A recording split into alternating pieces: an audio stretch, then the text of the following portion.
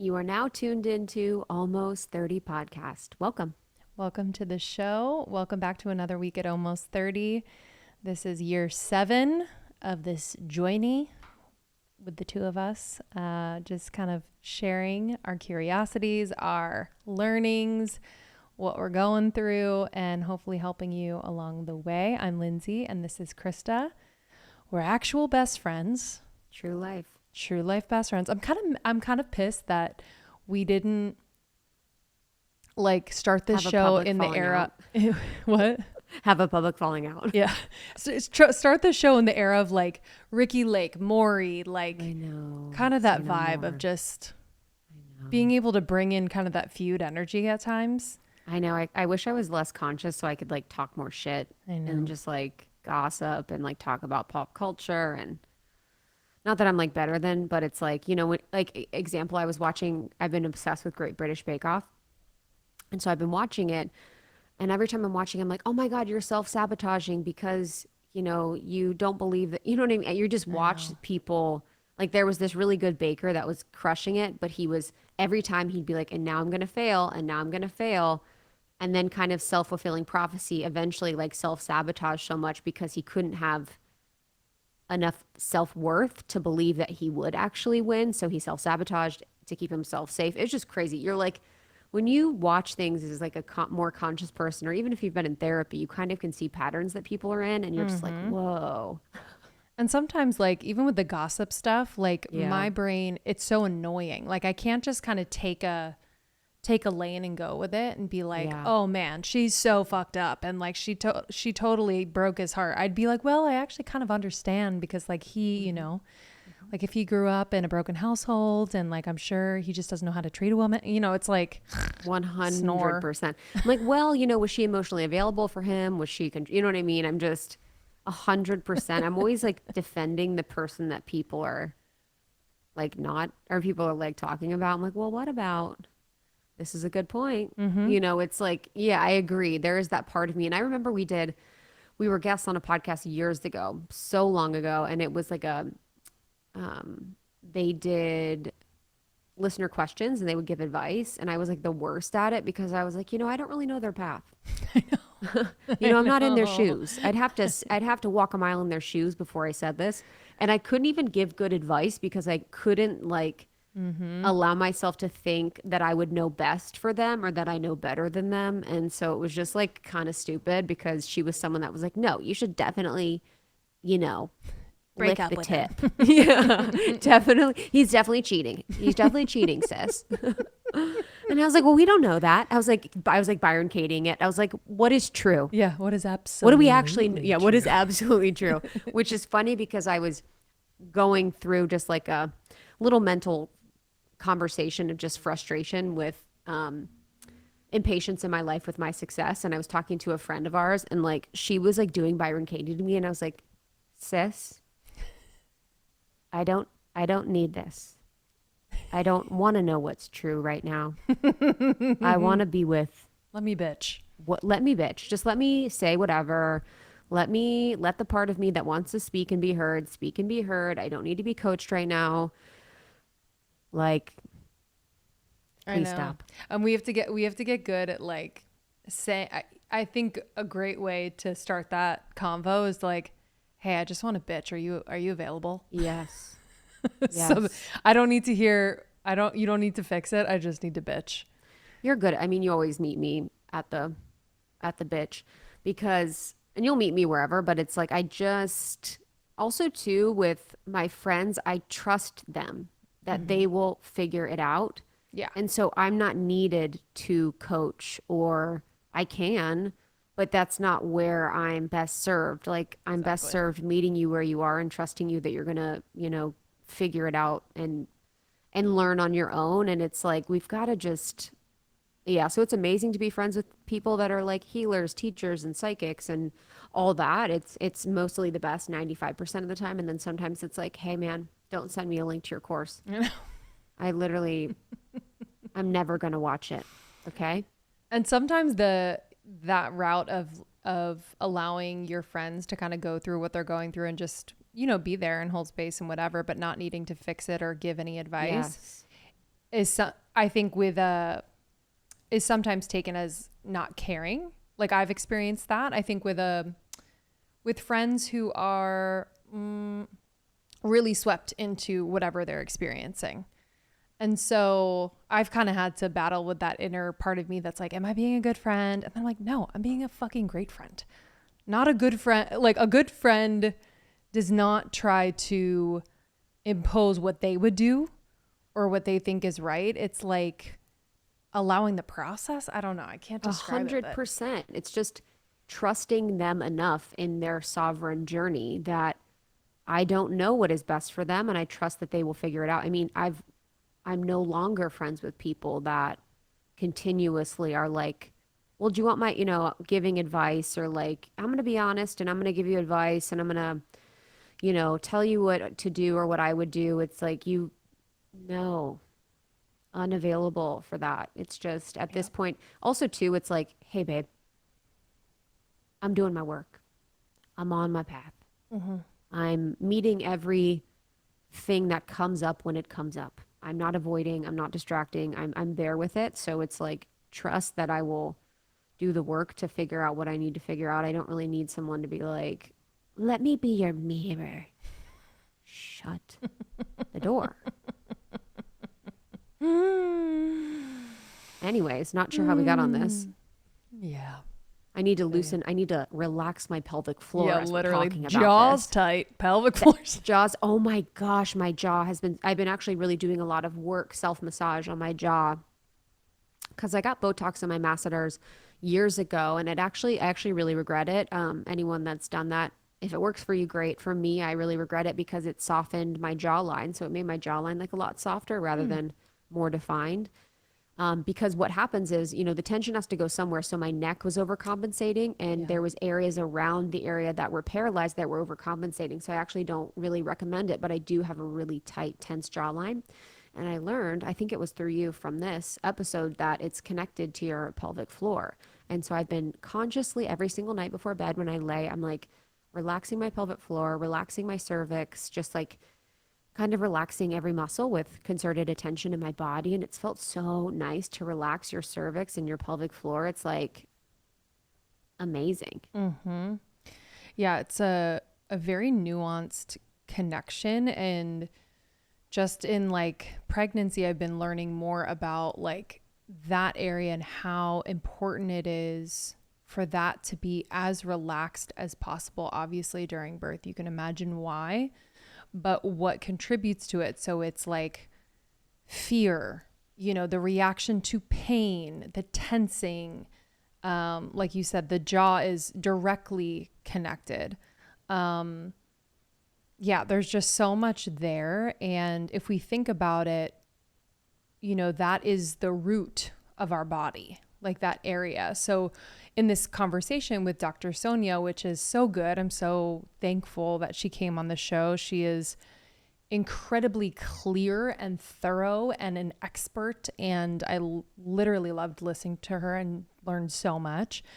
But we do bring in more of the energetics as well as the tactical and like the medical and physical part of this, because that area of our body, if we have certain traumas or experiences, say even we moved around a lot when we were a child, that feeling of not being at home, rooted, safe, knowing where you're going to be in the next year, or feeling like, am I going to have to say goodbye to my friends again? It's like that safety feeling. It's that just like very rooted energy. And so if that's been rocked, there might be some issues in that part of your body. So it's just really interesting to connect all of that. But Dr. Sonia's incredible. She has the book, the Dr. Sonia's Guide to Navigating Pelvic Pain.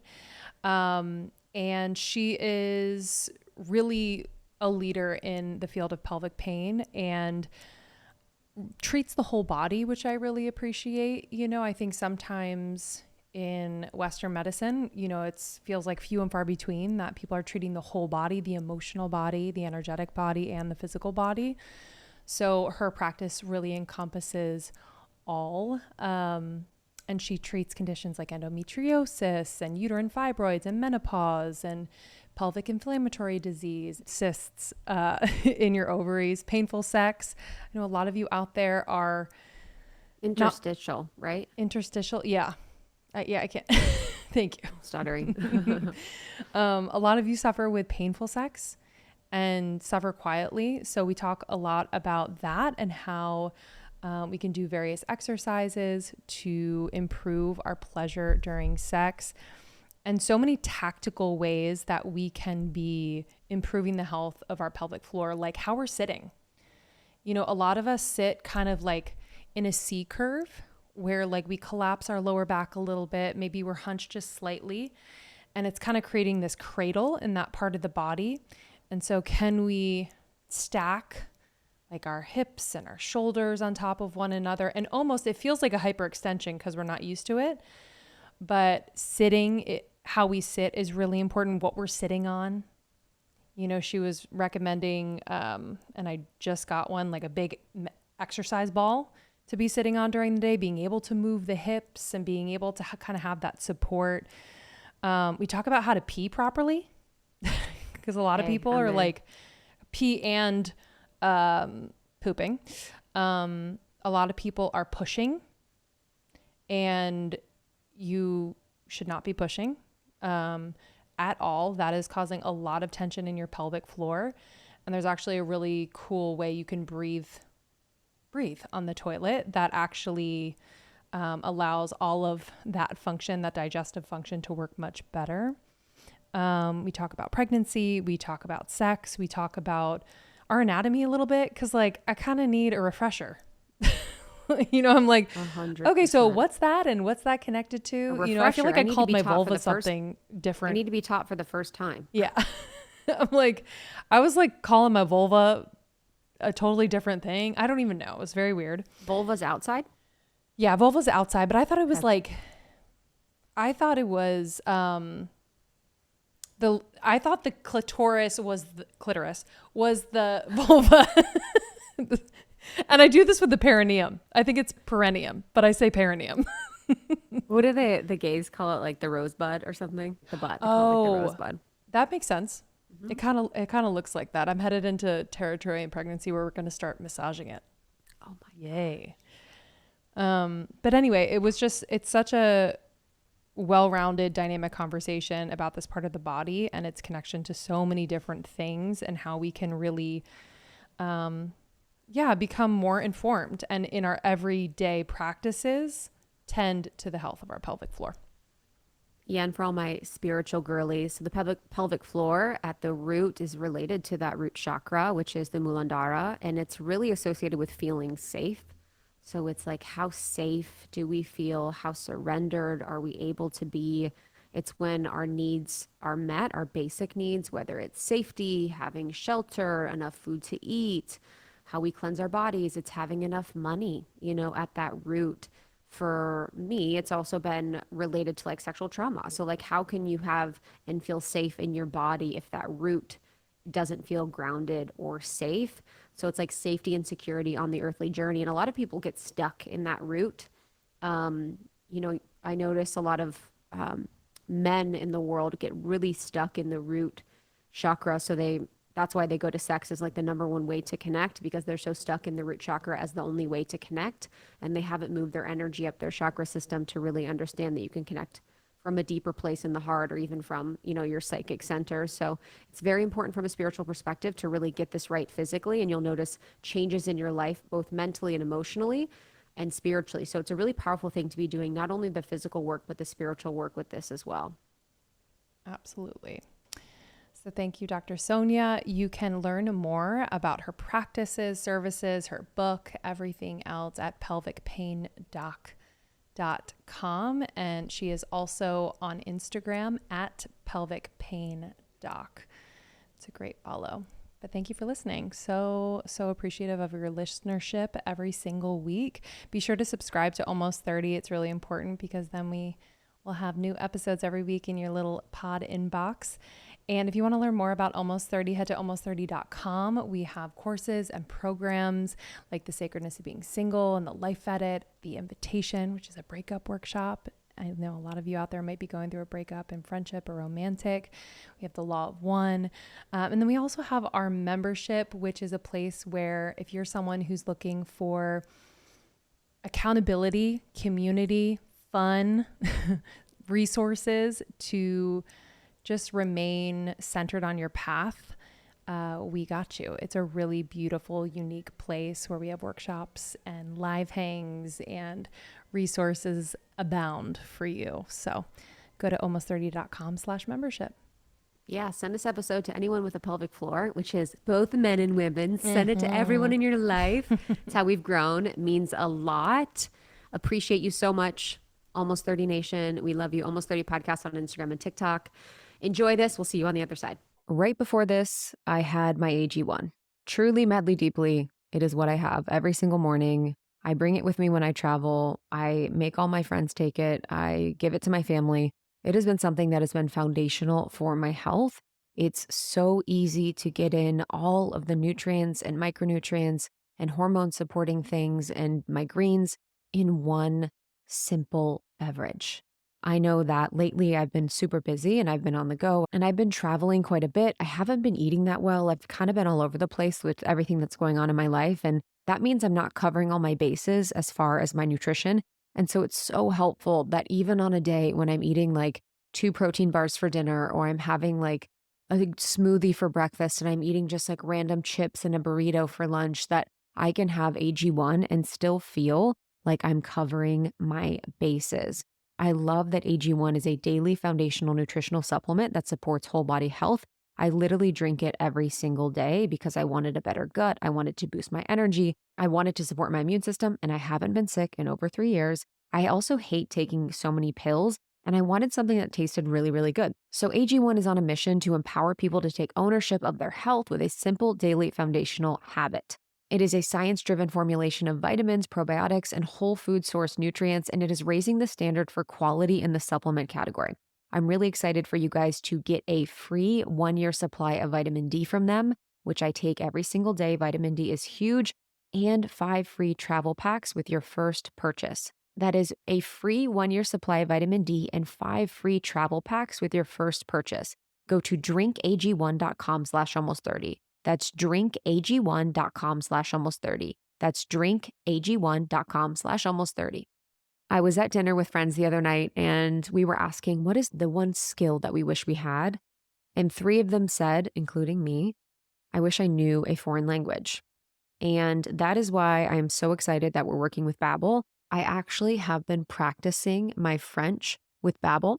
I took French in college. I took French in high school. It never really stuck for me. It never really worked until I started using Babbel. So I've been traveling quite a bit. I travel internationally all the time, and I always felt silly because I didn't know how to speak or understand the languages of the places I was going.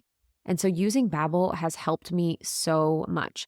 It's not only helped me feel more comfortable when I travel, it's helped me really build momentum to the dreams and goals that I've set for myself. And it also really helps your brain. Like it supports neuroplasticity to learn and understand languages. So Babbel is the best support for starting to speak a new language, and it really, really works. You could do a tutor, it's really expensive, but Babbel is actually designed by real people for real conversations. Their tips and tools for learning a new language are approachable, accessible, rooted in real life situations, and delivered in conversation-based teaching. So it's almost like if you went to a foreign country and lived there for a few years, this is how you would learn. There's studies from Yale, Michigan State University, and others that continue to prove that Babbel is the best way to learn another language. With 10 million subscriptions sold, it's a real language tool for real conversations. I'm excited for you to get 55% off at babbel.com/almost30. That's 55% off at babbl.com/almost30. That's babbel.com/almost30 for 55% off. Well, I'm so excited that you're here. I'm so excited to be I was here. like, I get to interview Dr. Sonia in New York. I am so excited. It's an honor for me, to be honest. I don't like to be too fangirly, but I am a fan. I appreciate that. Well, we're a fan of yours as well. And it feels very relevant for where I am at in my life, being pregnant and just preparing that part of my body in ways that I had no idea were so important, not only for birth, but for life and activities postpartum. And now learning that, this part of our bodies has been completely neglected in a way by women, and how we can be just more conscious and connected to our pelvic floor and why it's so important. So I'm learning as everyone listening is learning, but I'm always so curious, especially when you have a specialty like yours, how you came to this specialty, because I can imagine you started out a bit more broadly, but what was it about this work that drew you to it? Yeah, I mean, when I was training, I would see women, both pregnant and non-pregnant, because we would do GYN as well, and they would often say, I had a little bit of pain with intercourse. And more often than not, this was always like, you're fine, have a glass of wine, or like use some lubricant. And it was always one of those symptoms that was kind of just brushed under the rug, and it's like continued on for something else. And then I found that, interestingly enough, a lot of women would be kind of ping pong from doctor to doctor. So they would say, oh, and in addition, I'm getting recurrent UTIs. And they're like, oh, okay, we're going to send you to urology. And so it's like people were seeking answers, but not really getting them. So it's kind of like I wanted to approach this field from a more holistic point of view, to look at the body as a whole, as opposed to just different parts that are not connected. Sure. And the pelvic floor is one of the biggest aspects of our body that, like you said, is often neglected, but controls our bowel, our bladder, intercourse, carrying, everything, And so I think as a society, when we start to place focus on this and be more intentional about it, we can actually treat patients more holistically. Yeah, I think as I was starting to do my research, like as I embarked on this pregnancy journey, I couldn't help but think about that part of the body and kind of like the energetic map of our body with the chakras and everything like that. I don't want to go too far down that rabbit hole, but it was just such an interesting connection for me, that root chakra, that area and feeling of safety, of home, of stability, of rootedness, of groundedness, and how that, for so many reasons, for women in particular, can be disturbed and feel unstable, and they might not even realize that connection. So yes, I was thinking about that a lot, but I think a lot of people out there, including myself, when I first started learning about this, I was like, so what? Like, where's my pelvic floor? What's it feel like? What exactly does it include? Because for me, it's helpful to have kind of that visual and the feeling connection. Yes. So no. And I love that, because even when I'm talking to patients, I'm always like, there's a mind-body connection there. And I'm sure we'll go into a little bit more with that, even on the more like scientific aspect of it, because it's so interesting. But our pelvic floors are basically the muscles.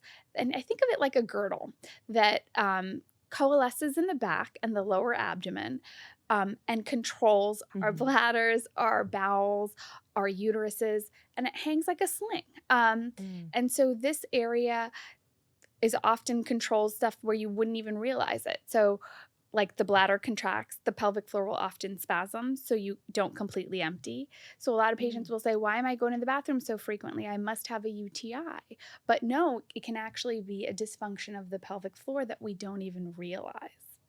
Wow. Okay. So the dysfunction, I suppose, so it's a muscle? It's muscles. It's a many muscles. Many muscles. So oftentimes we call it what's called the levator complex. So it's composed of probably around 15 to 20 different muscles in that area. Okay. And it actually attaches to our lower spine. So it can control, our posture can be controlled differently with how our pelvic floors are stabilized. It actually controls our lower abdomen. So oftentimes if we do a lot of sit-ups and stuff like that and get any abdominal pain, that lower abdominal pain is connected to our pelvic floor. Okay. So I actually didn't know that it was connected to the bowels as well. So I'm kind of like having this visual moment in my mind of everything that it's connected to. So I would love to start with how people can first feel their pelvic floor. Mhm. So whether it's through exercises or maybe they're doing an everyday activity and they might feel it, just so we can connect a little bit more deeply to it. Yeah. One of the best ways to connect to our pelvic floors is with breathing. So, one of the best type of breaths we can take is something that we call diaphragmatic breathing. And what that means is essentially, for example, if right now you were to hold your breath for 3 and release for 4, when you're releasing that breath, what are you doing? You're actually decreasing pressure on your lower abdomen, which is actually causing the release of the pelvic floor. So, one of the best ways to kind of connect that is to connect through deep breathing exercises or boxed breathing as well. The correlation goes kind of like one step further, because I'll often say, do you ever notice if you're stressed out, you can sometimes pee more frequently, and you're like, why am I peeing a little bit more frequently when I'm stressed out? Well, there's that mind-body connection, because what's a reaction that we do when we're stressed out? We guard, we clench, like people clench their jaws. You can clench your pelvic floor. And that's actually what causes that I gotta go, I gotta go, I gotta go. In situations like that, I will tell patients to take a deep breath, to actually stop for a second, to visualize their pelvic floors, to take a deep breath in, to hold it for 3, and breathe out for 4. And just by doing that, the next time that they void, they're going to be able to empty better, and they're not going to feel like they have to go all the time. Yeah, I've noticed I've been correlating kind of like my emotional state with either like, can I poop? Can I go to the bathroom? Like it's a really interesting correlation as I think about like, fear and birth and how I'm kind of relating that. Yeah. So that's really interesting. You did mention the jaw, and I've read the connection between kind of like that pelvis, the pelvic region, and your jaw. Yep. Can you explain that a little bit more? Yeah, absolutely. So jaw pain, or TMJ, which I have myself, Same. because I tend to clench a lot if I feel anxious or if I feel stressed. It's the same mechanism that can occur in our pelvic floors. So when you actually take a look at the data, those of us that tend to clench our jaws tend to also clench our pelvic floors. And it's this neuromuscular response of our bodies, often uncontrolled. Do you know what I mean? So oftentimes, we can be the best patients and we can really acknowledge the fact that we're doing this, but it's so difficult to reverse the way the nerves and the muscles contract during that time. So the data suggests that somewhere around 70 to 80% of patients who have TMJ, who have any type of like jaw pain, actually also have pelvic floor dysfunction. Wow. Because it can manifest so differently. You know what I mean? And if you treat one, will the other Such a great question. Or how does that work? It can often be helpful, but because they're two different areas of the body, we oftentimes have to treat both at the same time. But for a more global effect, like oftentimes if you have TMJ issues, you can also have migraines. Think of it like a headache in the pelvis. So if you tend to contract your pelvic floor a lot, you can have pain. It's like exactly like having a migraine in your pelvic floor. Okay. Okay. We got this? Okay, cool. I know people are taking notes and having their minds blown. I would love to talk about pain. So if people are experiencing pain, whether it is during sex or they're experiencing pain, say when sitting down for long periods of time, I guess what exactly is happening and what could be their next best step? Let's start with sex. Yeah. So when we have pain with intercourse, it can occur due to a variety of reasons. When it's involving the pelvic floor, I like to explain it like this. Have you ever sat for a long period of time and in a certain way and your like leg will fall asleep? Yes. And then when you wake up, it's like numb and tingling and you're like, what is happening? The same thing can happen with the pelvic floor when you sit for long periods of time, or if you have painful intercourse. The muscles of the pelvic floor spasm. They spasm around capillaries and blood flow. So when you decrease blood flow to that area, you increase things like lactate. When you increase things like lactate, it can actually cause this what we call neuroproliferation, for the nerves to start firing more frequently. And that's that connection there where you're like, why am I feeling pain even though, my exam is normal, or all these doctors are telling me that there's nothing wrong? Well, it's not something that we see with the naked eye, but it's this kind of like biological thing that's occurring inside of our bodies. It's such a sensitive area. Mm-hmm. Can you kind of describe the correlation to the nerves in that part of the body and the inflammation that can occur? Yeah. People don't realize that there's 70% more nerves in that body than in many other areas, right? And so even when we're talking about things like placing a speculum during a GYN exam, or we don't realize like how many nerves are in that area and why that area can be so sensitive. Wow. And that's why I really love doing things like this and utilizing platforms to like talk about this kind of stuff, because as women, we're just told like, take a deep breath in, you're going to be okay, but it can really be uncomfortable. So yeah, there's 70% more nerve endings in that area. So sometimes what some people may feel is that even when you wear a tampon or put anything specific into the area, you can start to feel a little more discomfort. And that's just something that should be acknowledged if anyone's feeling it, only because that can be a sign that your pelvic floor is actually spasming. So that's like one thing to think about. There's this nerve in the area that we call the pudendal nerve, okay? And the pudendal nerve is one of the largest nerves, and it kind of occurs right like near our butt areas. Okay. And there are 3 branches of it. The first branch of it is called the dorsal clitoral branch. The second branch is the vaginal branch, and the third branch is the perineal branch. Mm-hmm. So with those 3 branches, you can actually see why you can have symptoms that are vaginal, or why you can have symptoms that are rectal, or why you can have symptoms that are a little higher up, or even sexual, like clitoral. Okay. In addition, this is also why we talk about things like activating the parasympathetic nervous system. So even when I do exams in patients, I'll say wiggle your toes because it helps to activate the parasympathetic nervous system. Or let's do a little bit of box breathing because it helps vagal tone. But kind of understanding that and how it relates to this part of the body, whether we're pregnant or not, I think is so key. Yeah. So there's 3 branches. So you mentioned the vaginal, the perineal, Mm-hmm. and clitoral that it can affect.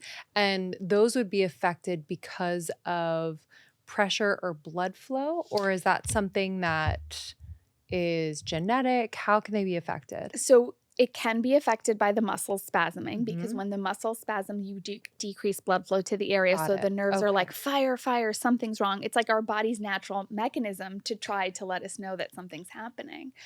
But that having been said, it's a great way to put it. It can also be affected by things like some people are born with more nerves in that area, so we call that neuroproliferation. Some patients will have skin changes because we don't realize that there's actual skin in that area, which can be hormonal. And even by doing that, it can increase inflammation, which can cause firing of the nerves in that area. So there's lots of things to trigger those nerves. It's just understanding how they're all at play. Sure. So if someone is having painful sex, is there, I think a lot of people are just told, well, just use like more lube and say a prayer. Yeah, exactly.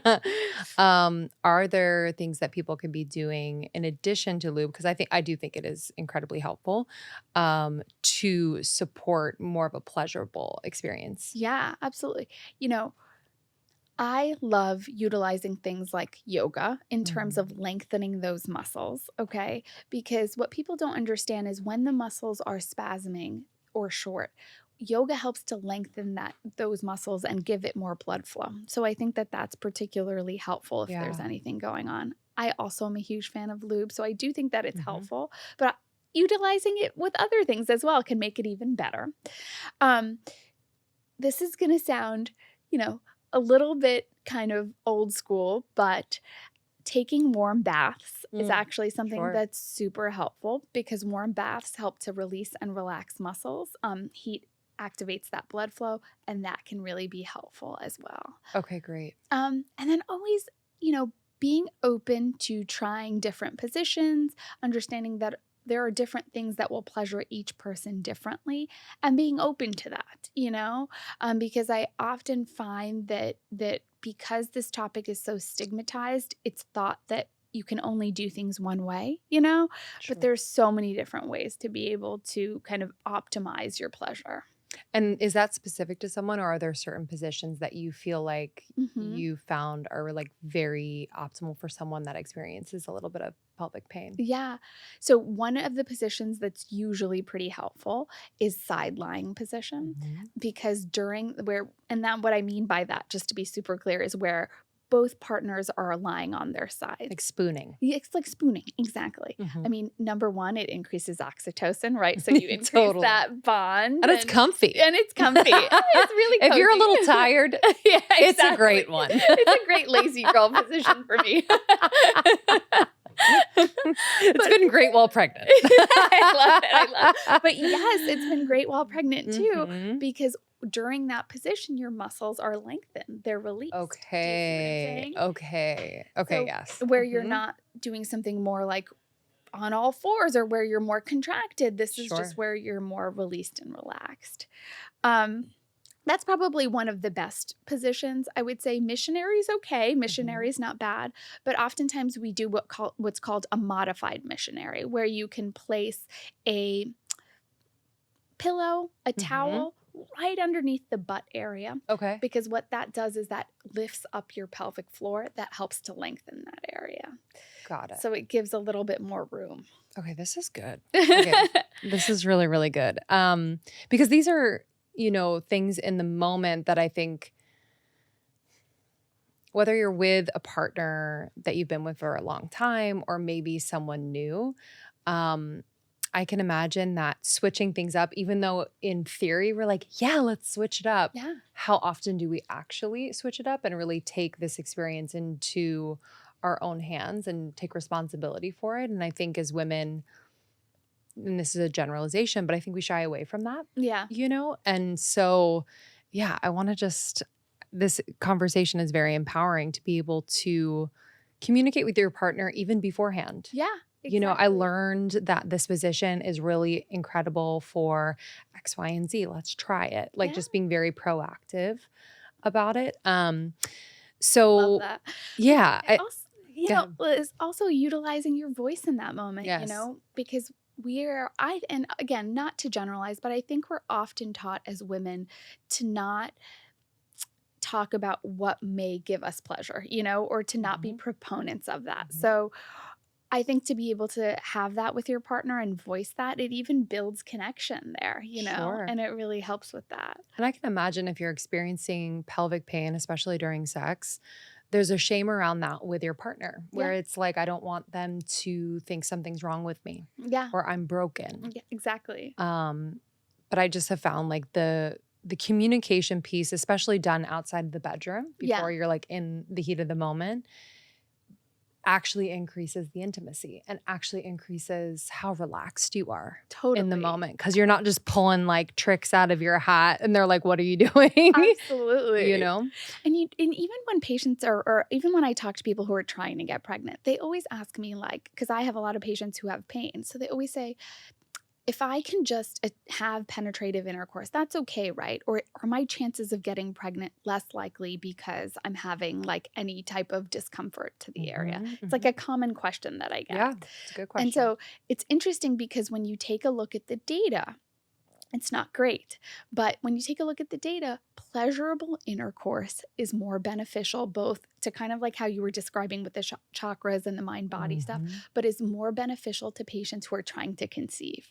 And I think personally from a medical perspective, there's a lot of cortisol involved. And so if you decrease your cortisol because you're having pleasure, then that's often helpful as well. Yes. But it's just such an interesting aspect of it too, because I think it's important to put those two parts together, And if I think about, I was thinking about that a lot when we were in that process of wanting to conceive. And I have a lot of friends who are in that process as well. And the general like energy around it is this needs to happen. And so I thought about that a lot, where you're going into this like really beautiful, sacred connection and act with your partner, but there's like an agenda and there is an intensity and an intention that I think can keep you so in your head. Totally. The whole 100%. time. Yeah. Which I can only imagine affects how relaxed you are in that area of your body, and how it prevents almost like that flow of energy, I guess, for lack of a better word, like where so much needs to happen and go right in order for you to conceive. It's so true. And so I can imagine the stress and that like almost like emotional tightness can just prevent that from allowing it to happen. That's my non-scientific way of like understanding it. But I thought about that a lot in our process. But I think it's such a good way of understanding it. I mean, you know, I grew up in a family where my grandfather was actually an Ayurvedic physician in India. Wow. So, you know, I grew up with talking about energy, chakra, but, you know, and then it's always been an important part of kind of how I grew up. And then I became an allopathic physician where it was all about science, and we talk about science and data. But there is, all of that does have medical backing and scientific backing. Do you know what I mean? Mm-hmm. And so when you describe these things, I think it's like the easiest way for everyone to understand that, yeah, it's an energy, but there is actual science behind why we're feeling this way. And then ultimately what physiologic changes we have, whether it's getting pregnant, whether it's even when you have kids, you look at their personalities, and some are super secure, right? And like, why are some people so secure and non-attached? And you often think about that, but there's some data in the psych data looking at the type of energy that we put into our bodies during that time. Oh, yeah. Yeah, I mean, I could talk about that all day. Just keeping with the conversation around sex, I am curious about the correlation between the emotional experience for a woman during sex and her ability to experience pleasure and or the experience of pain. Because my intention in asking that question is I would love for us to just be aware in the nuance of what might be happening emotionally and how that could be affecting our physical bodies in the moment. Yeah. And whether that might mean just a self practice of relaxation, or maybe something's off. Yeah. Yeah. In the relationship. Absolutely. So I would love to explore that a little bit and what you've seen in your practice. It's so interesting because there are certain patients who, and we use this term, and I'm just going to throw it out so that we can all explain it and kind of dissect it a little more. But there's this term where people will say vaginismus, okay? And that is an uncontrollable contraction of the pelvic floor that in certain women can prevent penetrative intercourse. And I hate the term because it means nothing, and I think it puts a label on people who just don't deserve it. But that understanding that there can be a neuromuscular change in our bodies that we cannot control when we are either starting to have sex or during sex is really important. And that's why I kind of just bring that up. So to kind of break it down, if someone was experiencing pain with intercourse, what's happening in their bodies? Well, let's think about it like this. If you already have pain in a certain area, and whether that's because the nerves are firing or the muscles are spasming or the skin is off, what's going to happen to our reflexive response? We're going to guard, right? And so when we guard, that further creates what we call muscle hypertonicity. So the muscles start to contract even more. And that process that we described before where we decrease blood flow, that happens even further. So now an act that is thought to be pleasurable is starting to become even more painful as we're moving forward. And what does that do to our brains? Well, we process all types of pain through our prefrontal cortex. And so our prefrontal cortex starts to fire, And when it starts to fire, we start to contract more. And so now the whole process becomes completely, if not impossible, really not what we want, right? And that's why I tell patients who say, oh, I have pain with intercourse, but my doctor said if I just keep going and keep trying, it'll go away. Well, there's a mind-body connection there. And it almost builds an aversion towards sexual intercourse and intimacy and emotional intimacy. Yes. We often use off-label oxytocin in patients as sublingually before intercourse. And oxytocin, as you may or may not know, is the love hormone. So it builds this emotional intimacy, which for a lot of patients who have previously had pain with intercourse is so important to making the act more pleasurable. That's interesting. Yeah. So that's something that you recommend sometimes if people are not able to kind of access that emotional piece of the process because they're so caught up in the sensation, and then it's kind of this effect that just builds the sensation. Exactly. Yeah. And it's a raft, it's just a tool to get you to the next part. But oftentimes we have to acknowledge that emotional change, because if we don't, patients end up on all types of antidepressants or anti-anxiety medications, which are okay if you need them. But if you don't, and you can kind of access this area in different ways, it's particularly helpful. Is it helpful, like, I don't know if there's any research behind this, but is foreplay helpful before having sex? Like, obviously, we kind of know that, and also related to the pelvic floor to relax it. Yes, yeah. I love that you say that. And I talk about this all the time, but foreplay is particularly helpful for many reasons. But one of the biggest ones is that it increases blood flow to the area. So for certain patients who have a lot, or people who suffer from really exquisite pain during intercourse, we might recommend saying even you might want to try to manually orgasm before you attempt intercourse, because by orgasming, you're going to increase blood flow to the area. It helps to lengthen the muscles. And then when you have sex after that, it's a little more comfortable. Okay. That's a good one. I love that. And there's tons of, different medications and other things that you can do. But I think with focusing more on understanding, like we're doing right now, the physiology behind it, and then utilizing all of these tools that we have that are all these other tools are particularly helpful, you know? So I think, it would be helpful for people listening to just kind of as like an observer, maybe play in your mind, your typical intimacy scene that you might have with your partner or whoever you're with. Because I think it can happen so fast, and it could happen so much on autopilot that we're not actually aware or conscious of the fact that this example of doing a little foreplay, maybe, pleasuring yourself before engaging in sex, like these little, nuanced shifts in the way that you're approaching it could give you a completely different experience. So I know it's probably annoying to think about like planning how you're going to do the next one, but I really think that's what it requires, to be conscious of these things that could be affecting and increasing your tension. Maybe it's fear, maybe it's frustration, and how you and your partner could ultimately like work together on that if you're with a partner.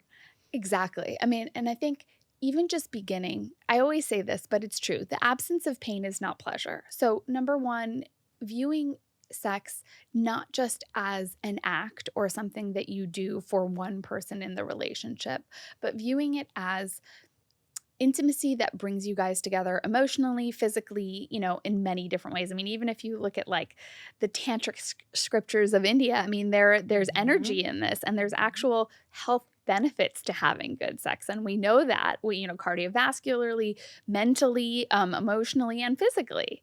And I think it's just a really important thing to kind of think about when you're starting to, for example, plan your session,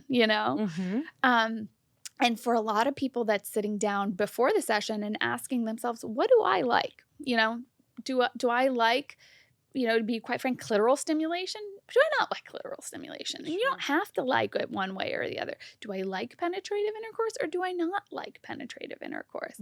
Because just somewhat coming up with kind of like your own viewpoints towards it is empowering, but then also leads you to having better inner sex, you know? Definitely. And then be able to communicate it a little bit more clearly Yeah. with a partner. Yeah.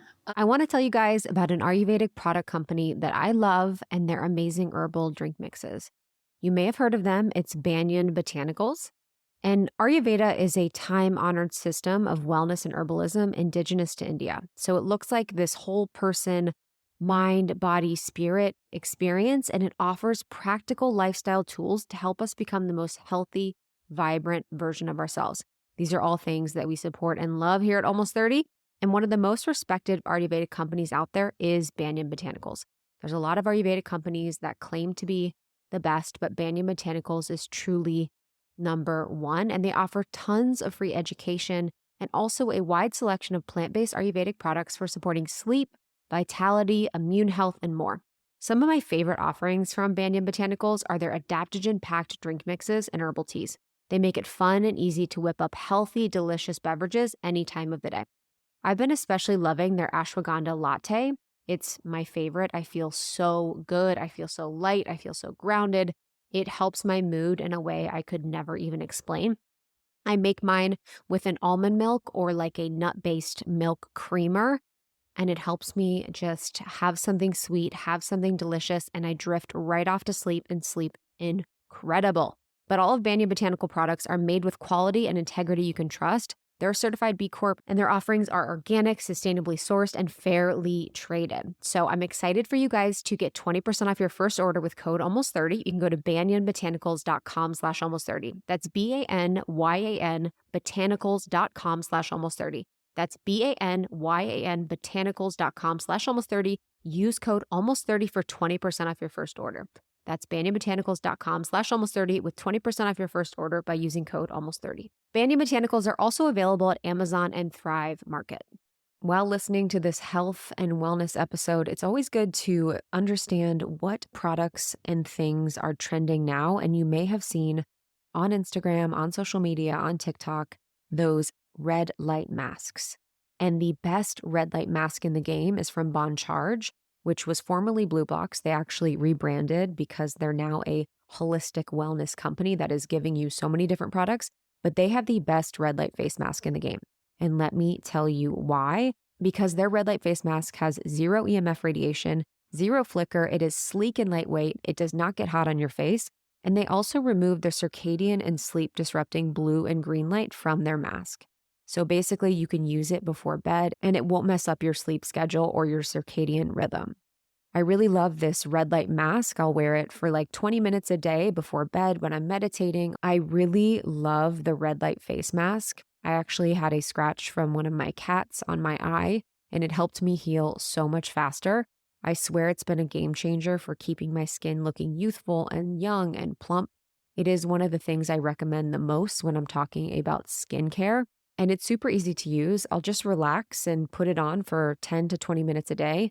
I'll have that be time where I'll review my day, or I'll think about my gratitudes, or I'll meditate, and it's become this really beautiful ritual practice. Red light therapy is so science-based. It is so powerful, and I'm really excited for you guys to get a mask to feel and look your best from Bon Charge.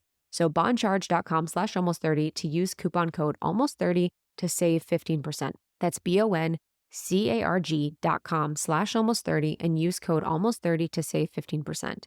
That's boncharge.com/almost30 and use code almost30 to save 15%.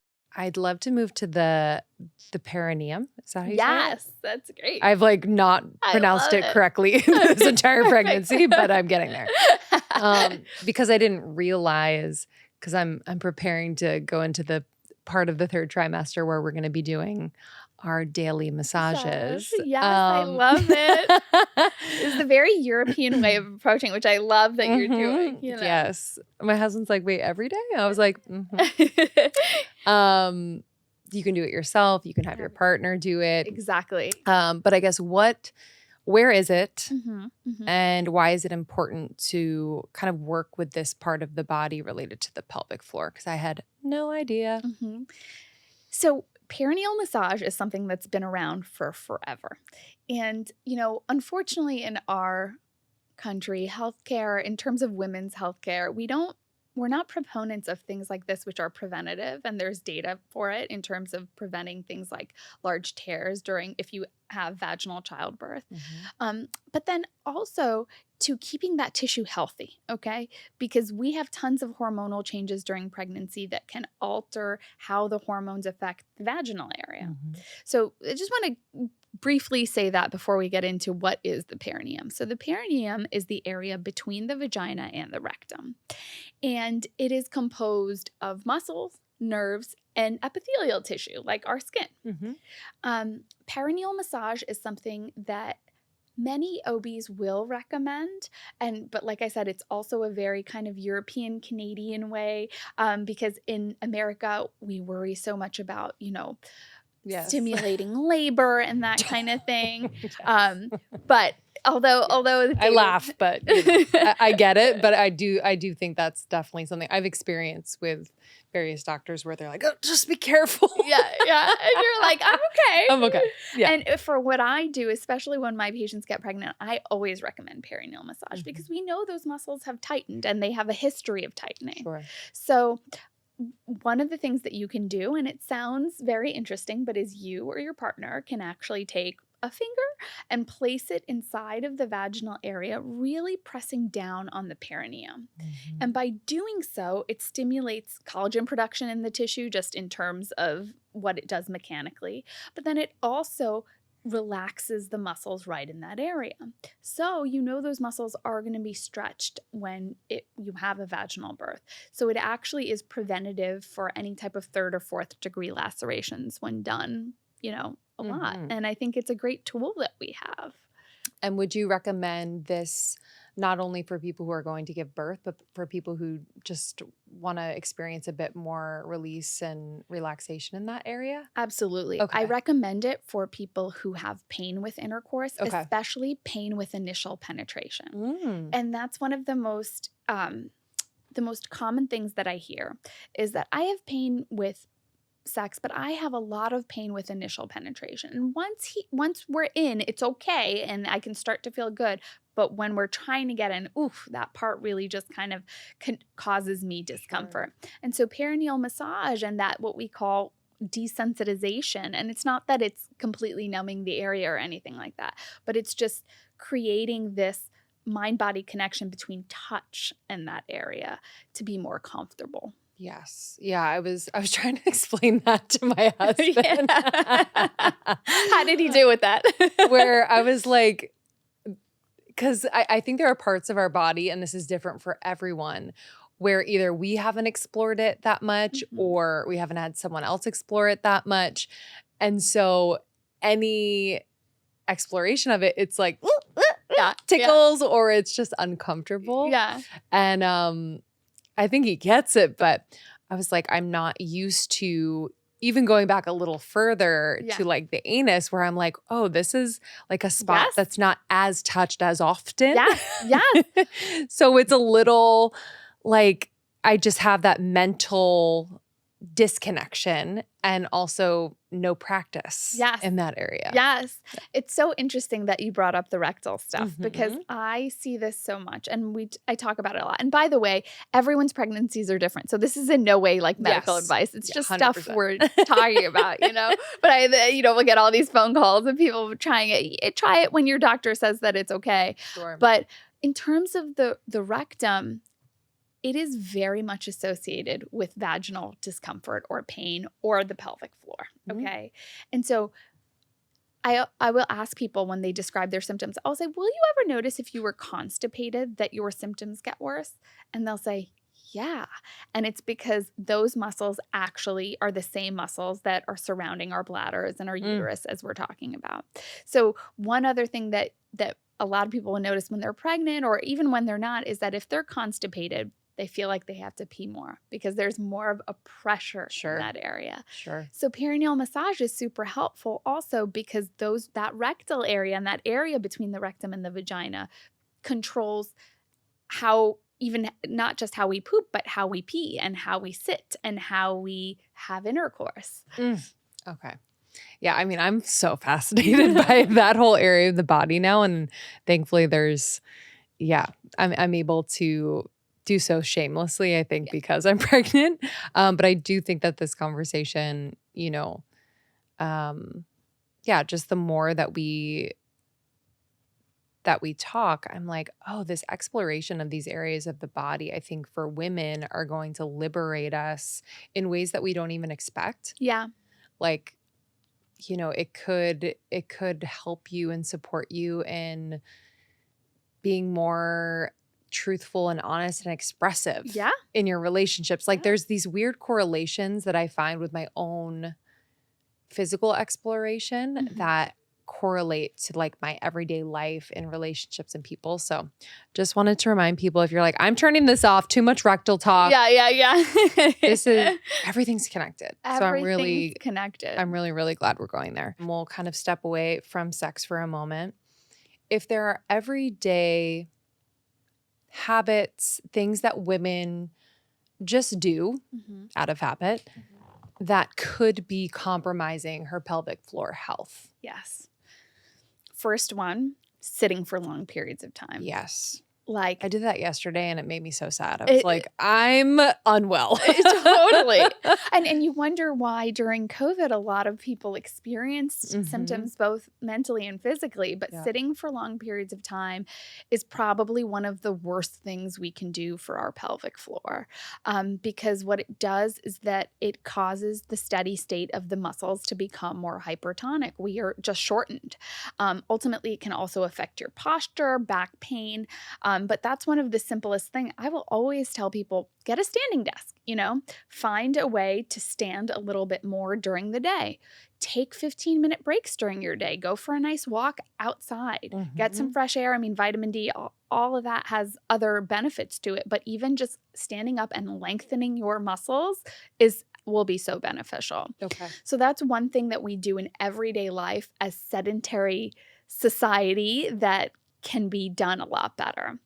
And just on that piece of sitting down, if we have to sit down, is there a proper way to sit down? Yes. Okay. So when you're sitting, and like I'm sitting right now, I know is not like, how you want to be sitting, and we're going to change. But crisscross applesauce, like we learn in elementary school, is not a great way to sit, because what it does, it's a fine way to sit for short periods of time. It's not a great way to sit if you're sitting like that for hours on end. Okay. So if you're sitting like that, because what you're doing is you're going to contract that pelvic floor a little bit more. So, even when we meditate, you can meditate with your legs crossed, you can meditate with like this, you can really meditate any way that you want to. But one of the biggest things that we're doing when we're meditating is trying to access that parasympathetic vagal system. And that posture helps to do that. Got it. Okay. Yeah, I got that note the other day.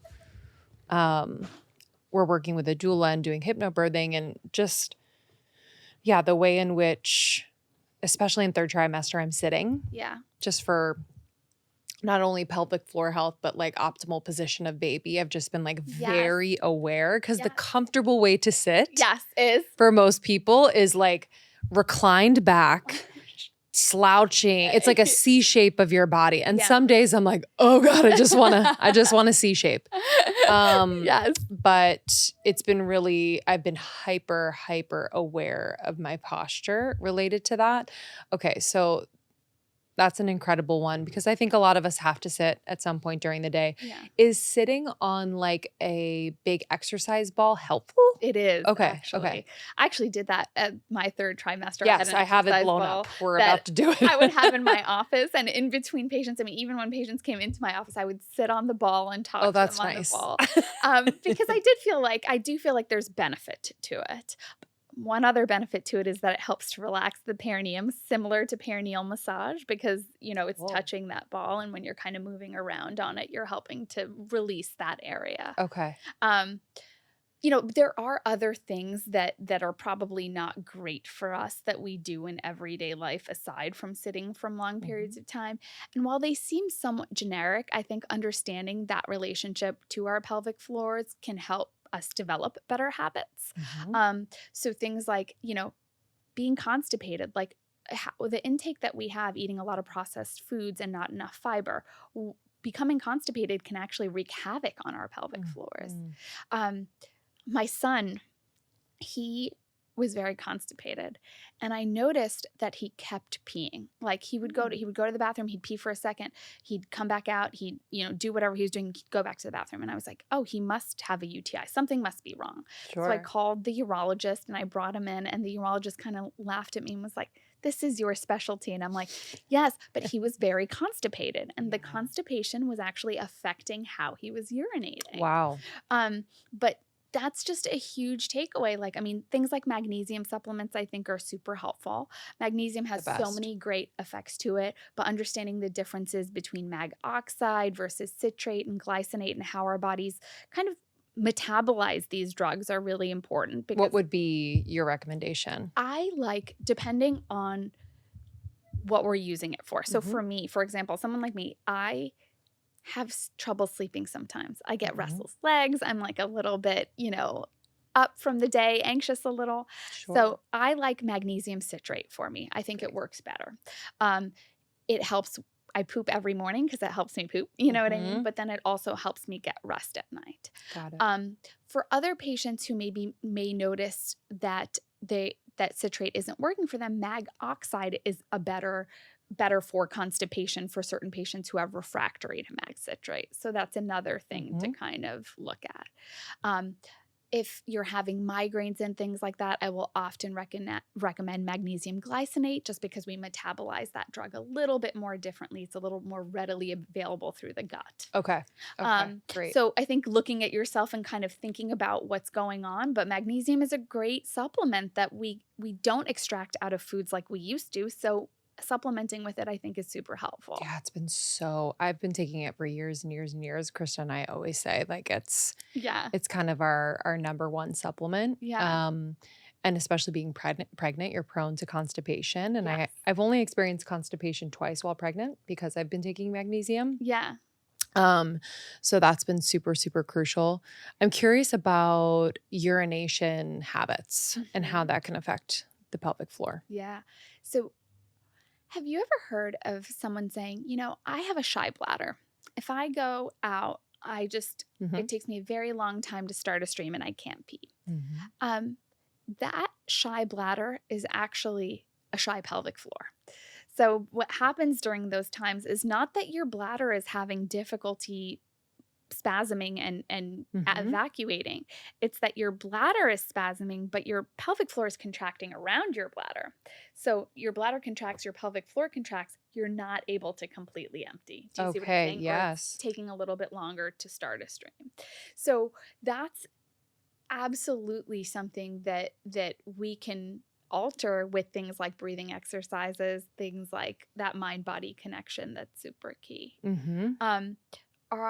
A lot of patients with pelvic floor changes can have symptoms of urinary frequency, what we call persistent urgency, that feeling of like, I just peed, but I always gotta go.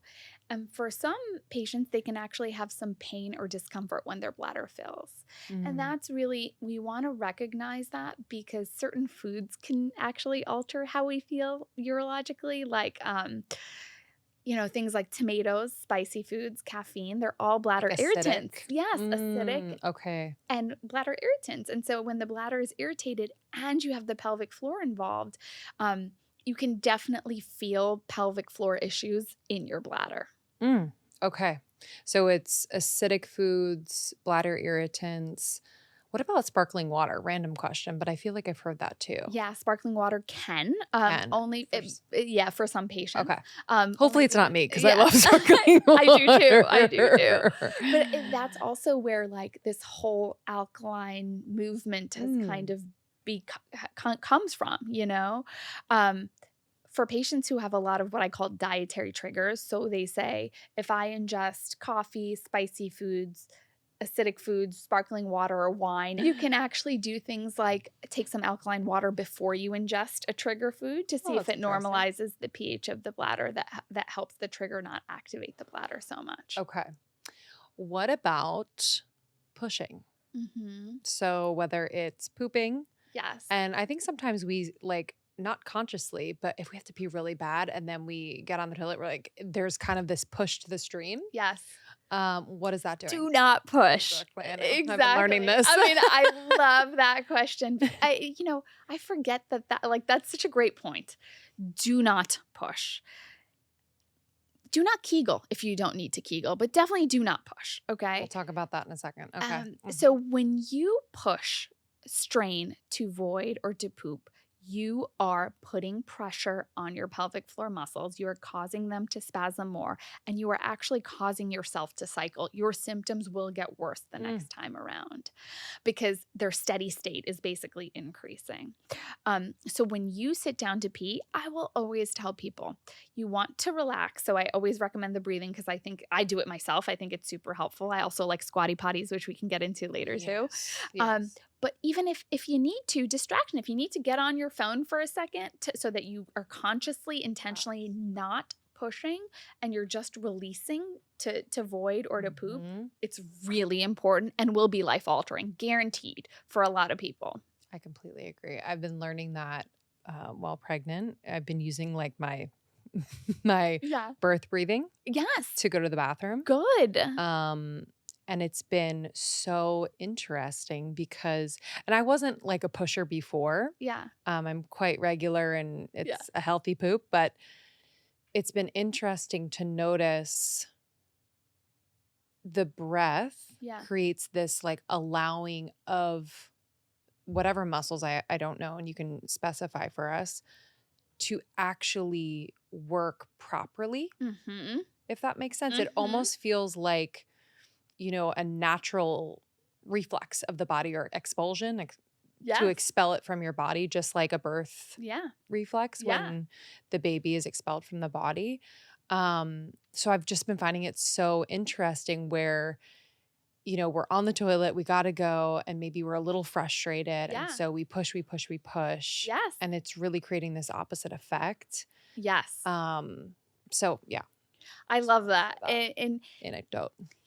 It's so interesting because peeing and pooping are two of the only things in our bodies that are both voluntary and involuntary, meaning like our brain's sensation is not voluntary, right? Like we don't control that when our brains tell our body that, but it's also voluntary in the sense that if you don't have a bathroom and you got to go, you're going to be able to hold it, right? And so that in and of itself, I think also is important when you're thinking about how you pee or how you poop or how you just go to the bathroom in general, because when you're sitting down, if your mind is like contracted up, it's going to be harder to release. Yes. But it's so important to do that breathing that you're talking about for all of us. And when you're pregnant, it's just even more, I think, pronounced simply because you have so much more pressure on your pelvic floor from carrying. Yes. It is so important to get rest. We've talked about this on the show, and getting quality sleep is actually hard. It's something that we all have to really work to support ourselves in, and that's why I love the Hatch Restore 2. You can think of the Hatch Restore 2 as your bedside sleep guide, as your ally in rest. It's innovative. It's all in one. It's a dream machine. It's a sophisticated sound machine. It has a light and alarm clock. It's beautifully designed for your bedside table. I just completely redid my bedroom, and Hatch is like the only thing I would ever put on my bedside because I'm so mindful of the aesthetic. It is so freaking beautiful. It's gorgeous. And I need a sound machine. I am someone that lives in a busy area. I need a sound machine at night. My other sound machine just was not cute. This one is cute, and it helps me stay on a really beautiful sleep cycle. Good sleep allows you to be the best version of yourself, which is why the Hatch Restore 2 was engineered to help you form healthy, quality sleep habits for life. It teaches your body when it's time to sleep and when it's time to rise with light and sound cues. It can also coach you through meditations and mindfulness exercise that can transform the time before and after sleep. I'm excited for you guys to get $20 off your Hatch Restore 2 and free shipping at hatch.co/almost30. That's $20 off your purchase of Hatch Restore 2 and free shipping at hatch.co/almost30. That's hatch.co/almost30 for $20 off and free shipping. You mentioned not doing Kegels. Yes. If you don't have to, why?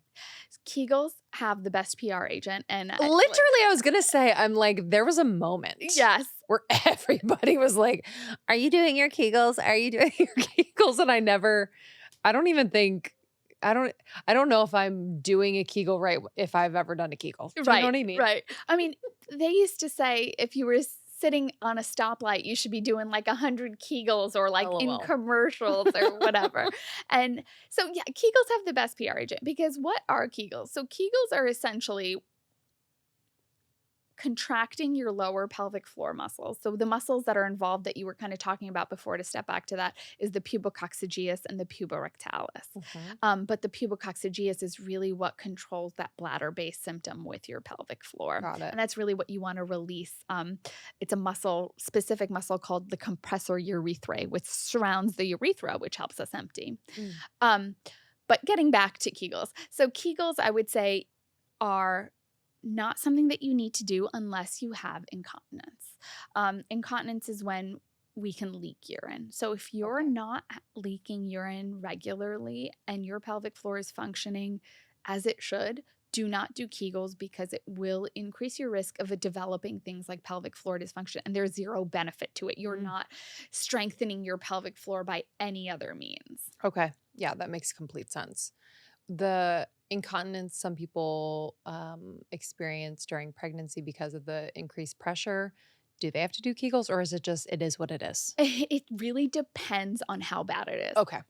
So, because we have more pressure in the area, can we have certain episodes of saying, "Oh, I think that happened"? Sure. If it's few and far between, you might want to strengthen in a different way. Okay. But if it's more consistent, then Kegels might be necessary, but doing Kegels correctly. Do you know what I mean? And so when I teach patients how to do Kegels, I actually send to a pelvic floor physical therapist because we are not cognizant of which muscles we're contracting in general. You know what I mean? And so pelvic floor physical therapists will often do something known as biofeedback, where they show you, they actually, and this is not to be done all the time, but once in a while, to put electrodes in the area to show you which muscles contract when you pee and poop. And then you're more conscious of that mind-body connection and how to release them. Okay. So that's a really good way to do it. But yeah. This is going to change people's lives. I feel like bathroom stuff is also kind of a shame point for people, where they're not going to talk about it. They just kind of want to fix it quietly or try to figure out how to fix it on their own quietly. So this is great. The squatty potty. Yes. Love it. You love it too. I love it. Love I it. have it in every single bathroom. I have to figure out how to, because it's great for like early labor. Yes. To just sit on the toilet, because that's where you relax. Yes. And kind of open up a little bit.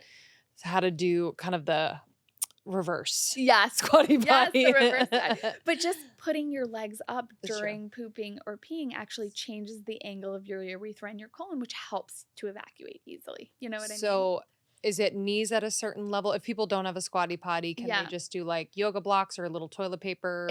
Absolutely. Things? Okay. Absolutely. And because even when you're utilizing a squatty potty, not everyone in my house is the same height. You know what I mean? So I always just recommend like knees, basically, I would say a foot from the ground. Okay. Yeah. Okay, great.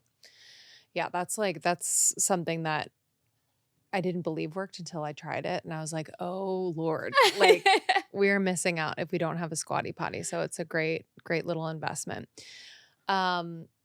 We touched on nutrition a little bit, the acidic foods and just the pH and how that affects the pelvic floor.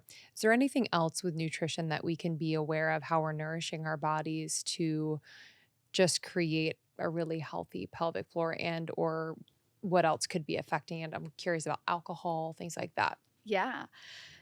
First and foremost, like we're kind of like been saying for a while, our bodies are all connected. And I am a huge believer in inflammation playing a role in our pelvic floor.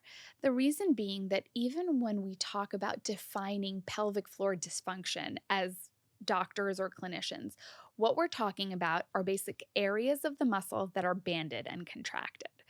And if you were to biopsy that area is composed of things like lactic acid, nitrous oxide, ATP, all inflammatory cytokines in our body. So if we are eating things that are super inflammatory, we are absolutely going to increase inflammation in our pelvic floors, increase banding, increase pelvic floor dysfunction. And, I can say that wholeheartedly and I believe it. And so I often tell patients, decrease the processed foods because there's not much we can do aside from, like in terms of like processed foods and inflammation. It's just kind of in our society. But things like alcohol can play a role in our pelvic floor. Number one, because it's a bladder irritant, but number two, because it stimulates something known as ADH, which is antidiuretic hormone. So when that's stimulated, you're going to feel like you have to pee a lot more frequently. Right. And for someone who may have an increase in inflammation in the pelvic floor combined with alcohol being very inflammatory in general, but then also stimulating ADH and stimulating the irritant of the bladder, you're going to feel those symptoms way more, Yeah. People joke about like breaking the seal, Mhm. when they're Yes, out and then yes, having to pee so yes, much and y- all of that. yes. And then I would notice when I was drinking a lot when I was younger, like the next day I would be incredibly constipated. Mhm, And I mhm. think because of the Dehydration. dehydration. Yeah. Absolutely. And that's also why you can have the headaches and the feeling of fatigue and total discomfort. Yeah. But yeah, absolutely. I mean, it definitely dehydrates you, which can increase your constipation, then increase contraction of your pelvic floor. So you see how you're consistently just cycling through this process. Totally. And just, it could be overwhelming to think about how all of this is connected, but all of it is connected. It really is. It's all connected. And Yeah. it's all, even when we talk about like, you see a lot of athletes, right? They can oftentimes say, "Why I'm so athletic. Why do I have issues with my pelvic floor?" Well, you don't realize where you're holding tension and how your body compensates. So these are often lifelong things that you've been doing in terms of posture, in terms of hip mobilization. And I just think it's important to think about that kind of stuff because it's so relevant to our everyday lives. And Yes. sometimes the first time that we even only think about it is if we're pregnant or if we're having sex or even and the other thing is men can have this too, by the way. I know I was going to ask that. Yeah, and I think it's important to talk about that, and it can present itself as issues with sitting, it can present itself with pain, it can also present itself with erectile issues. Say more about that.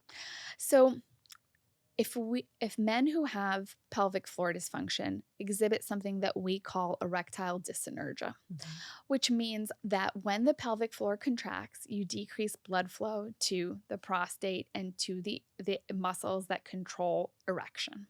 When you decrease blood flow to that area, you can have what we call hard flaccid, where men can become hard, but they can't stay hard. And this is important to note because this happens to a lot of men who are not older. You see what I'm saying? And so then that can often increase, again, the stigmatization because they say, I'm in my 20s. Sure. I should be having, the best sex of my life. And here I am unable to, some people will say keep it up. And it's because of issues with the pelvic floor.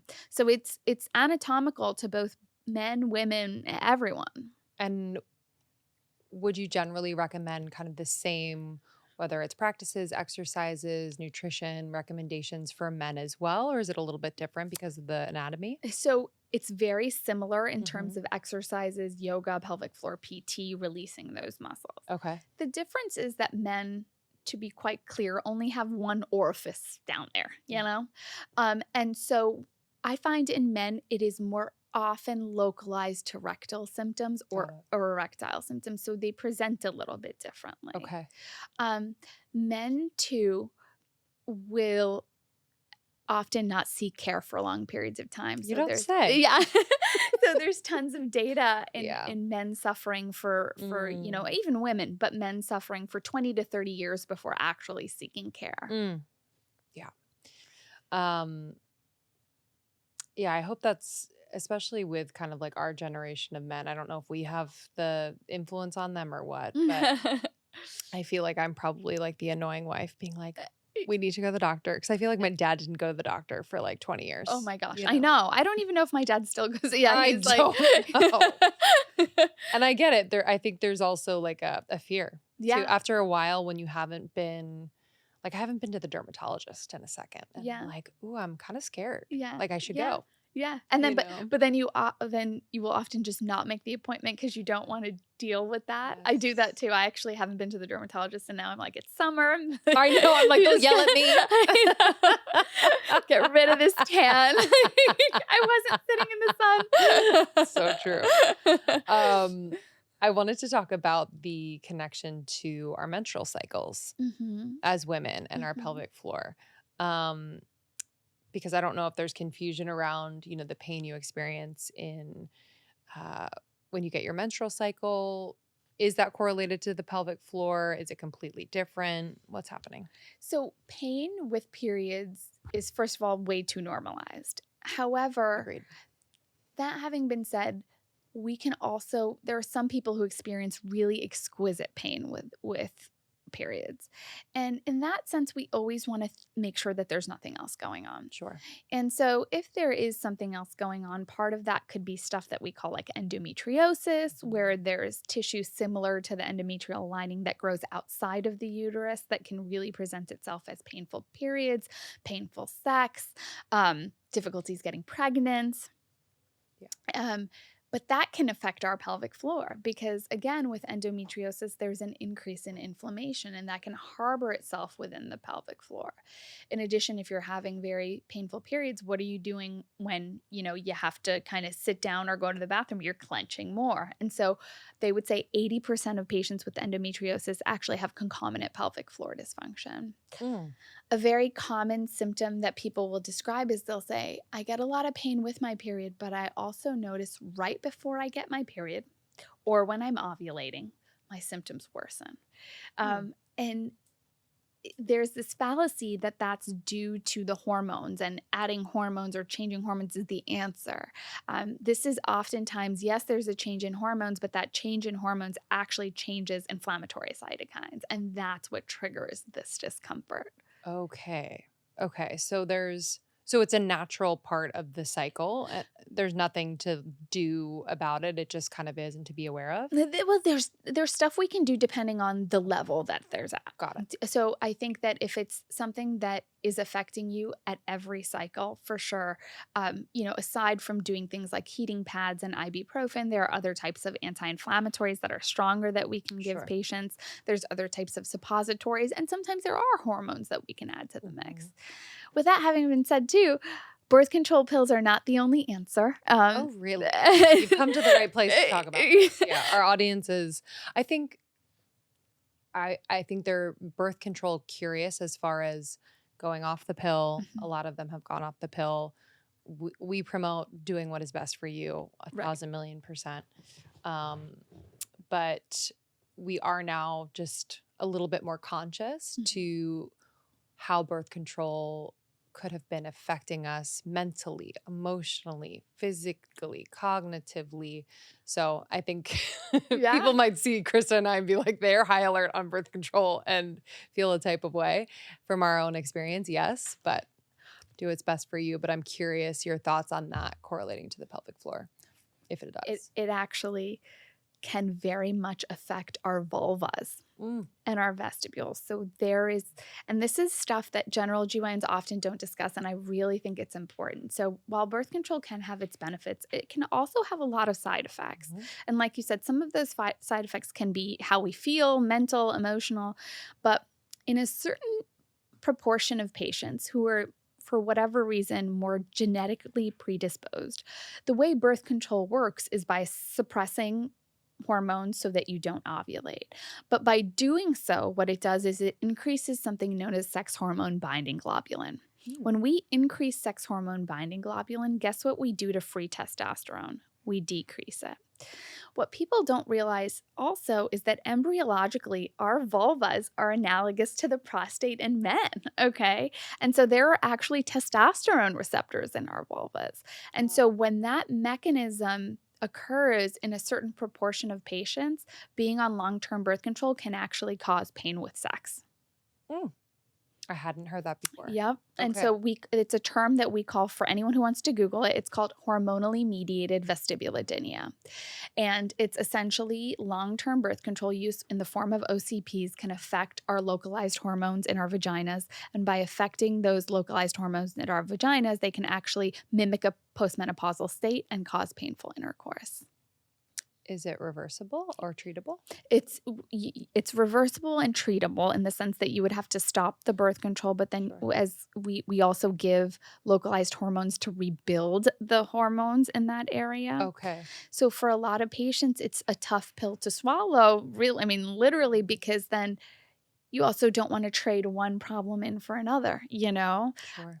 But it's definitely something I think we have to bring to light, because I have so many people sitting in my office that will say, I had painful periods, I got on the pill, and I've noticed all these changes, but my doctor says that can't happen with the pill. So I've been on this pill for 10 years and I'm coming to you to seek advice. And I'm like, Wow. there's parts where it's beneficial, but there's also parts where we have to look at how these things are really affecting our bodies. Sure. And it really can affect our pelvic floors and our vaginas. I mean, more often than not, at least for what I see in my clinical practice. Wow. That's incredible. Have you gotten any pushback or anything related to birth control, just wanting to have a more honest and holistic picture of how it's affecting people? Yes. Yeah. Even as I say this, I just like in my head replay, because there's a ton of people and generalists who will say that's not true and there's so many benefits to it, and and that's why I say yes, there can be benefits to it in the right patient, but birth control is not for every patient. And Sure. there, like everything in medicine, there's a risk benefit profile, and we have to be more honest and clear about the risks instead of just be proponents of a one-way street. Yes. And I think that's the hardest pill for me to swallow, is when I see clinicians and other doctors kind of put down doctors like myself who are like, wait, let's just look at the whole picture, because they try to say, oh, then you're not scientific. I mean, I'm reading all the data. You can see my medical school. I went to medical school in Virginia. I went to Cornell for my residency. I'm not dumb, Yes. but at the same time, I'm just more honest about what I think we need to be more open about in terms of things like birth control and its chronic usage. I mean, it's one of the only pills that people are on for 10 to 15 years of their life, Yeah. I was on it for 10. Yeah. Or 9 or 10. Yeah. And if you ever brought up issues, I'm confident that the people around you were like, it's not that, it's something else. And you're like placed on other stuff to treat something that, is caused by something. And I was never told or educated about any of the possible side effects. Mhm. Thankfully, I didn't experience anything super extreme, Mhm. which, might be better or worse, because I'm sure it was affecting me in ways that were a bit more subtle, but like maybe long term. But I just remember that. I remember it feeling like a rite of passage as a woman. I'm like, "Oh, I'm on birth control now. Right? I'm a woman." Like, you That's know what so I mean? true. There's like this social construct. I did too. I mean, Yes. I was on it for probably 12 years. Yeah. Would switch off of different kinds, thinking Sure. that like if I did that, it would somehow change how I was feeling, whether it was Mhm. like more sullen or like changes in, what I felt. But I often noticed that it wasn't that. And it occurs in other forms of birth control too, right? So even IUDs and Yeah. IUD placement, we act like IUD placement is nothing. Like it's like, oh, I'm gonna put a sharp object on your cervix and insert something, and here's some Tylenol. Yeah. It's barbaric. I've never had it, but I've heard many a story It's of just the pain and almost like the traumatic it's experience. traumatic. Yeah. And I feel like that's another thing as doctors, we could be better at pain control if we're going to be doing something like that. Sure. Do you know what I mean? And understand that we talked about how many nerve endings are in that area, and then we're like, here's some Tylenol. It's barbaric, That brings me to the last thing I wanted to discuss was trauma in the pelvic floor area. And I can imagine there's just so many so many ways in which that can happen. Some more obvious than others. Can you speak to kind of what you're seeing in patients as far as trauma, Yeah. and just how we can kind of begin to treat it, Yeah. on both an emotional and physical level? I'll start by saying that when most people come into my office, they're often told by other clinicians that any type of discomfort is because of whatever past trauma they had. And that is not true in the sense that there are many patients who can have pelvic floor issues, vaginal issues, and have no history of sexual trauma. And Sure. I'm putting that in parentheses because what does that even mean? Sure. Um, that having been said, there is a neuromuscular response in our bodies if we've had any type of trauma to the area. I mean, whether that's forced sexual intercourse, whether that's even trauma from unintentional clinicians placing a speculum to the area, whether that's trauma from being on long-term birth control, having painful sex causing micro tears and then increasing trauma, So I Mhm. think number one, defining trauma as like a spectrum of things is really important. Yes. But not pigeonholing patients into feeling like if they're experiencing this, then they must have had some sort of trauma and it must be in their head. And there's, that is just really important to unravel Yeah, thank you for there. explaining that. That's super important. Um, and I think part of the problem with any type of discomfort or prior trauma to the area is that it cycles, it causes a cycle. And so there is an aversion that our bodies will have to anything being touched in the area. There's also nerves that can regrow in the area and that can fire more frequently. So then what what what one person may just experience as a normal touch for someone with a history of trauma will feel so much more severe and uncomfortable. And there are things that we can do though, and that's what I wanna make super clear. I mean, obviously, we have to work with the right patient. We have to work with oftentimes a great therapist, just like talking through these emotions. But then we have to kind of help to break that mind body connection, meaning that if someone's going to touch that area and you have a history of pain in that area, that we can break that cycle of the area contracting or you feeling physiologically uncomfortable. Sure. Yep. But it's definitely a hard thing to do. And there's a huge emotional and mental component to it that have to be addressed at the same time. Because it's not just if we don't do it all together as one, the symptoms can come back in a different way at a later time. And that's probably the most difficult part. Sure. Yeah, I was thinking about I have a few friends that had kind of more traumatic birth experiences and how the inclination to treat it physically is like pretty quick, where they're like, I'm going to go to a specialist and we're going to do the exercises and we're going to fix it up. Yeah. And then not really necessarily turning to the emotional piece, that experience of, whether it's the intense pain of your birth turning out completely differently than you had hoped, not being able to hold your baby right, whatever it is, just to hit home your point of just treating the whole body when it comes to these more traumatic experiences. And it's like that phrase, the body keeps score, Yes. So like our bodies do keep score. Absolutely. And and just like you're saying, we have to address these more from a root cause perspective. Like, yes, we don't want to mask these with just meds and whatever else, and then not fully delve deep into like what may be triggering this cycle as a whole. Yeah. This has been so good. Oh. I am so thankful. This has been chock full of information that I feel like what I describe as like, I'll never forget it. You hear things that you really will never forget. And I think a lot of people will change the way they are approaching sex. They're going to the bathroom, the way in which they engage with their pelvic floor.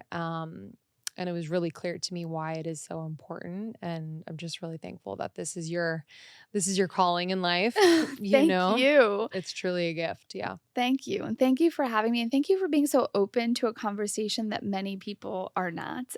Because I feel like that in and of itself, if even helps one person, then you've helped a million, because it's a tough conversation to have, and you made it so intentional and easy. And I appreciate that. So thanks. So welcome. How can people connect with you?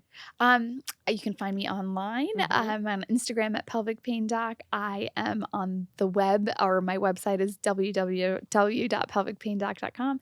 And I have a new book out. So if you wanted to access Tell this us through about the reading, book. it's called Dr. Sonia's Guide to Navigating Pelvic Pain.